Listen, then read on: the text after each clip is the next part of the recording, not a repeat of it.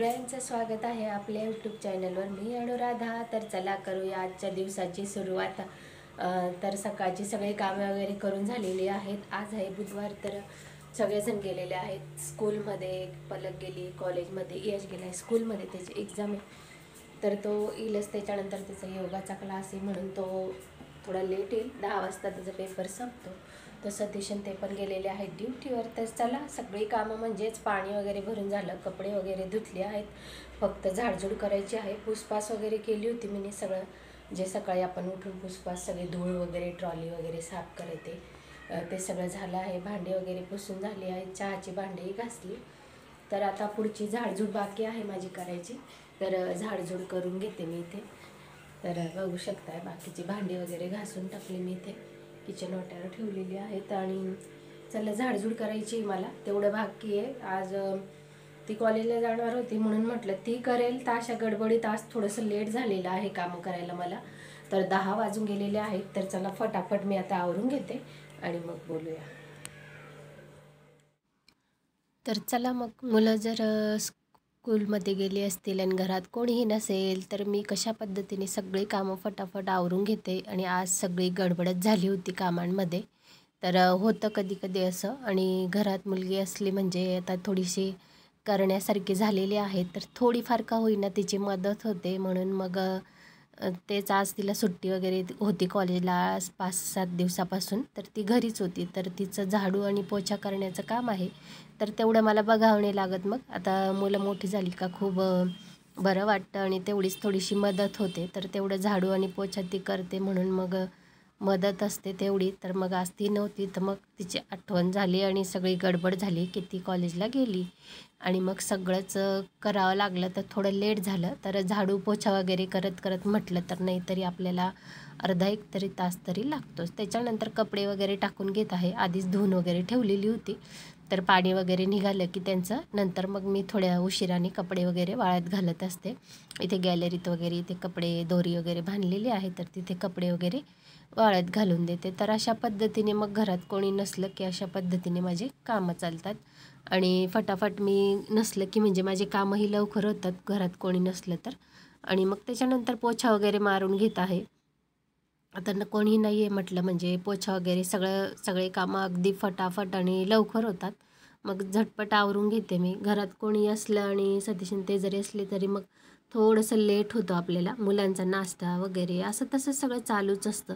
त्याच्यानंतर मग देवपूजा वगैरे करून घेते. देवपूजेला मला किती टाईम लागतो, तर देवपूजेला जर मी कधी बसली ना, तर मला जवळजवळ अर्धा पाऊण तास लागून जातो. कारण सगळं साफसफाई पास वगैरे करते मी रोज जर देवपूजा करायला बसेल तर. म्हणून मी देवपूजा अगदी नंतरच करते. म्हणजे घरात झाडू वगैरे झाला, पोछा वगैरे झाला की मगच देवपूजा करायला मी बसते. नाही तर मग रोज तर सतीश तेच देवपूजा वगैरे करून घेतात. तर मला इतकं बघावं नाही लागत पूजेचं. मग मी फक्त आंघोळ वगैरे झाली की तुळशीला वगैरे पाणी टाकणं, मग तुळशीची पूजा करणं, हे सगळं कामं असतात वरची. मग देवांची पूजा करते, नमस्कार वगैरे करून घेते. आणि मग बाहेरचं जे रांगोळी वगैरे काढणं ते सगळं काम बाकी ते असतं माझ्याकडे. तर हे सगळं पूसपास करत करत मला तर पाऊण तास लागून गेला. देवपूजा वगैरे करायला मला लागतोच टाईम. तर मी आरामात करते आणि आपल्याला हवी तशी आपण देवपूजा वगैरे करू शकतो. देवपूजा झाली आणि तिथलं जर वातावरण बघितशाल ना तुम्ही, अगदी पवित्र आणि खूप छान वाटतं. अगदी पॉझिटिव्हिटी निर्माण होऊन जाते आपल्यामध्ये. तर मी अशा पद्धतीने सगळे देवपूजेला लागली, मग मी सगळंच विसरते तुम्हाला सांगते. तर तुम्ही कोणत्या पद्धतीने देवपूजा वगैरे करतात, कधी करतात तेही मला तुम्ही सांगा. म्हणजे तेच थोडंफार सजेशन कोणाचं असलं तर मी ते ह्याच्यात नक्की ॲड करेल. आणि असं छान छोटासा देवारा आहे, पण छान आहे तो. पण पूजा वगैरे केली की अगदी छान आणि असं प्रसन्न वाटतं. आणि मला देवपूजेला थोडंसं मग बसली की माझा टाईम कुठे जातो मला कळतच नाही. म्हणून मी आधी कामं सगळी फटाफट आवरून घेते आणि त्याच्यानंतरच पूजा करायला बसत असते. मग वाचायचं वगैरे जे असेल, माझं रोजची जी सेवा असेल ती मी संध्याकाळीच करते. मी तुम्हाला दाखवलं होतं. म्हणून मी सकाळच्या टायमात काही करत नाही. आणि मग त्याच्यात अजून शूट वगैरे घ्यायचं असतं आपल्याला, मग थोडासा टाईम जातोच. कॅमेरा वगैरे इकडे ॲडजस्ट करा, तिकडे ॲडजस्ट करा, तर तो एक्स्ट्राचा टाईम वगैरे लागतो. तर त्याच्यामुळे मग अशा पद्धतीने असतं सगळं. तर होतं. घरात कोणी नसलं तर माझे ते कामं खूप गडबड असते आणि खूप फास्टही होता. कारण नंतर मग मला दुसरीही कामं असतात. मग दुपारून परत व्हिडिओ वगैरे एडिटिंग करण्यासाठी असतो. मग कारण आता करत असते, डेलीच टाकत होती मी. पण आता मग एक दिवसाआड वगैरे टाकत असते व्हिडिओ. कारण पाहिजे तसे व्ह्यूज नाही आहेत ते चॅनलवर. त्याच्यामुळे मग काय करणार आता, मग एका दिवसाआडच मी व्हिडिओ टाकते. एक दिवस सोडून मग व्लॉग बनवते.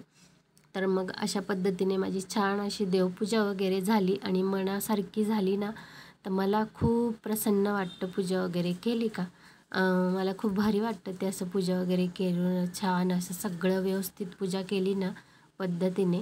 तर म्हणून मग मी अशा पद्धतीने करत असते. तर चला आता पुढची कामं आहेतच अजून, मग सगळं आवरायचं आहे. स्वयंपाक बाकी राहिलेला आहे माझा. तर ह्या पद्धतीने स्वयंपाक वगैरे नंतरच होतं. सकाळी काही डबे वगैरे नसतात कोणाचे.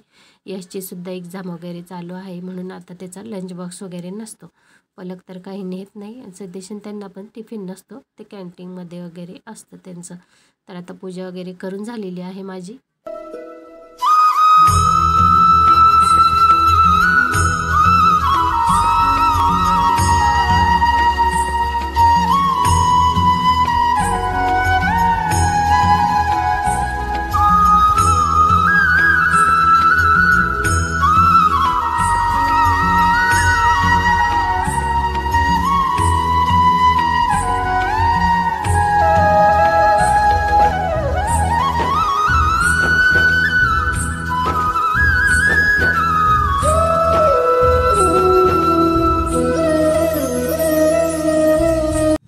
चला तर मग देवपूजा वगैरे करून झाली. त्याच्यानंतर बाकीचा स्वयंपाक वगैरे बनवून घेतलेला आहे. मूगची भाजी बनवली, तर ती भरपूरदा तुमच्यासोबत मी शेअर केलेली आहे.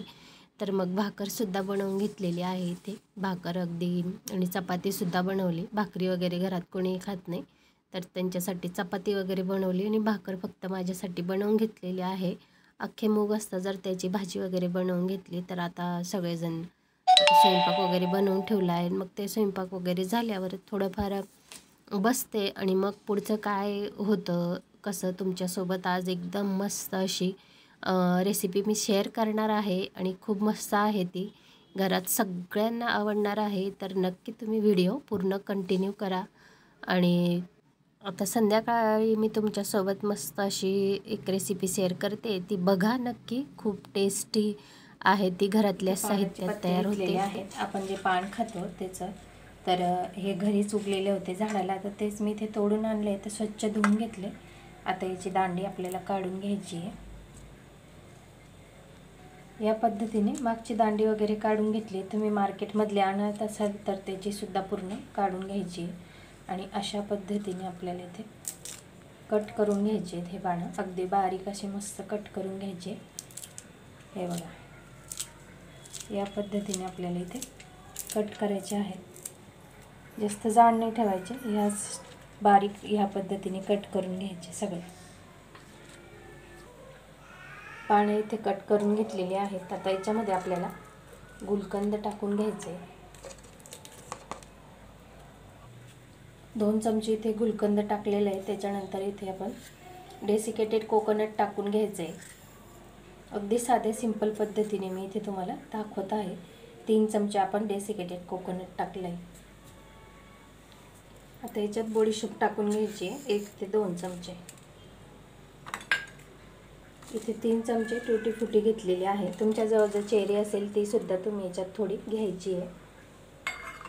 थोडेसे इथे ड्रायफ्रूट घ्यायचे 1 ते 1.5 चमचा. आणि तुम्हाला इथे काथा भेटला तर तोही तुम्ही घेऊ शकता. आणि थंडसाठी आपल्याला जे लागतं ना, ते जे मार्केटमध्ये सगळं पानचं साहित्य भेटतं, पण अगदी साध्या पद्धतीने काथा वगैरे काहीच यूज न करता मी इथे तुम्हाला दाखवते. घरच्या घरी आपण घरातल्या साहित्यात कसं बनवू शकतो. थोडीशी इथे धना डाळ घ्यायची आहे 1 ते 1.5 चमचा. अगदी थोडीशी चिमूटभर एलची पावडर टाकायची आहे स्वादसाठी. तुम्ही दाणेसुद्धा टाकू शकता.